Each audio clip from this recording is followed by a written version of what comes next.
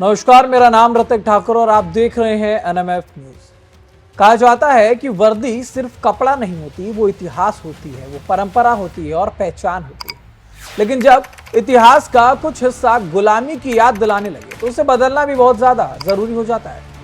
भारतीय सेना ने अब एक ऐसा ही कदम उठाया है जिसने आजादी के करीब 8 दशक बाद सेना ने अपनी वर्दी और परंपराओं से जुड़े कई ऐसे नियमों में बदलाव कर दिया है जिनकी जड़ें ब्रिटिश दौर तक जाती थी।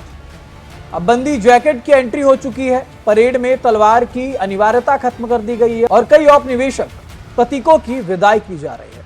तो ऐसे में क्या ये सिर्फ एक ड्रेस कोड का बदलाव है या फिर भारतीय सेना अपनी पहचान को नए सिरे से गढ़ रही है? हम आपको बताएंगे, ये वीडियो अंत तक जरूर देखिएगा।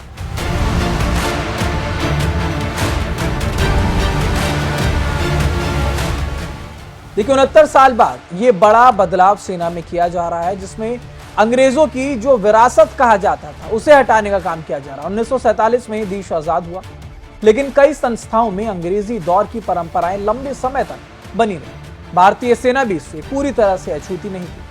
अब सेना ने अपने नए आर्मी यूनिफॉर्म 2026 के मैनुअल के जरिए उन परंपराओं को बदलने की शुरुआत कर दी है जिसमें औपनिवेशिक विरासत का हिस्सा माना जाता रहा है।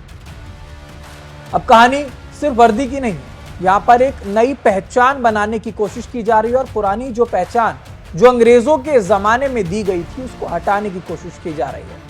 सेना ने यह साफ संकेत दिया है कि बदलाव सिर्फ कपड़ों का नहीं है बल्कि सोच का है और यही वजह है कि अब औपचारिक मौकों पर अधिकारियों को भारतीय परिधान शैली से प्रेरित बंदी जैकेट पहनने की अनुमति दी गई। जिस सेना ने कभी ब्रिटिश सैन्य परंपराओं को विरासत में पाया था, वो अब अपनी भारतीय पहचान को और ज्यादा स्पष्ट रूप से सामने लाना चाह रही है।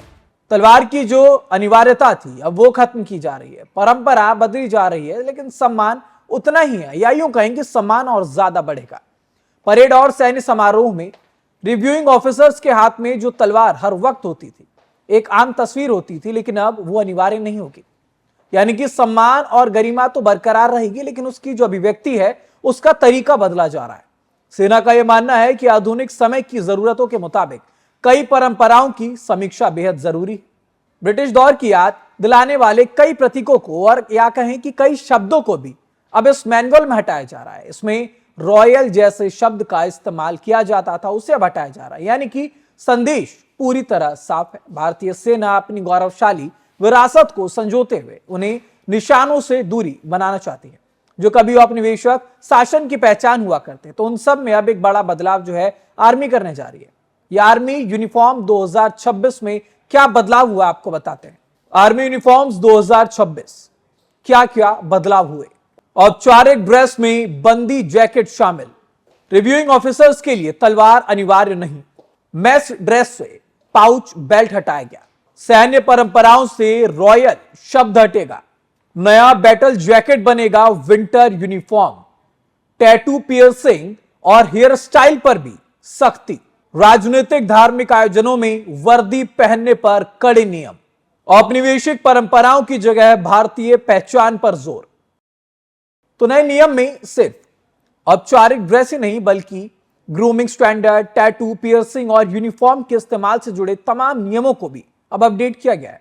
यानी कि सेना अपनी परंपराओं को आधुनिक जरूरतों और भारतीय पहचान के साथ संतुलित करने की अब पूरी कोशिश कर रही है।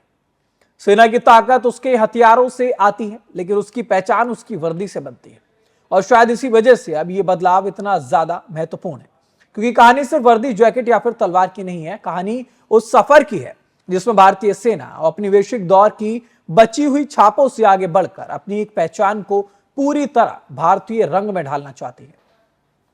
तो वैसे में क्या सेना का यह कदम सिर्फ एक प्रशासनिक बदलाव है या फिर आजादी के बाद शुरू हुई डीकोलोनाइजेशन की एक प्रक्रिया का कोई नया अध्याय? फिलहाल इतना तय है कि भारतीय सेना की वर्दी भले ही वही रहे, लेकिन उसकी कहानी अब पहले से कहीं ज्यादा भारतीय दिखाई देने वाली है। इस खबर पर आपकी क्या राय है, हमें कमेंट बॉक्स में जरूर बताइएगा। देश दुनिया की तमाम खबरों के लिए देखते रहिए एनएमएफ न्यूज।